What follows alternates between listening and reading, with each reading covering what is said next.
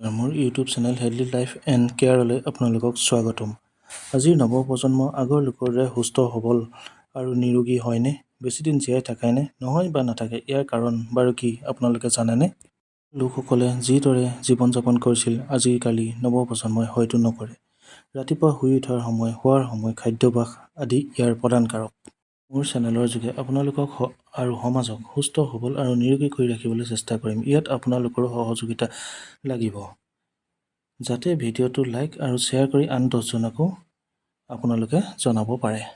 আৰু যাতে চেনেলটো লাইক আৰু ছাবস্ক্ৰাইব কৰিবলৈ নাপাহৰিব, যাতে আপোনালোকে নতুন নতুন আপডেটবিলাক পাই থাকে হেল্থ ৰিলেটেড। মই ৰাতিপুৱা শুই উঠাৰ পৰাই কওঁ, আৰু ইয়াৰ ৰাতিপুৱা সোনকালে শুই উঠিলে কি কি উপকাৰিতা বা বেনিফিট হ'ব পাৰে আপোনালোকে জানেনে বাৰু?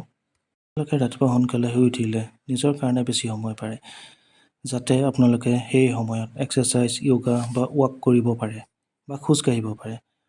ইয়াৰ দ্বাৰা আপোনালোকৰ ষ্ট্ৰেছ, ডিপ্ৰেশ্যন আদি কম হয়। ৰাতি আপোনালোকৰ টোপনি ভাল হয়, মুড ভাল হয় বা মন ভাল হয়, কনচেনট্ৰেশ্যন বাঢ়ে, স্কিন হেল্ডি হয়, ডাৰ্ক চাৰ্কল কমে।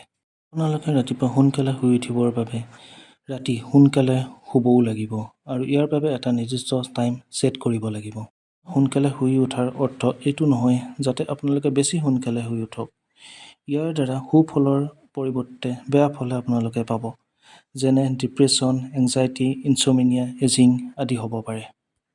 এক আৰম্ভণিয়ে আপোনালোকক কিছু সজাগতা কৰাৰ ক্ষেত্ৰত। যদি ভিডিঅ'টো ভাল পালে লাইক কৰিব আৰু নতুন হেল্থ ৰিলেটেড ভিডিঅ'ৰ বাবে ছাবস্ক্ৰাইব কৰিব।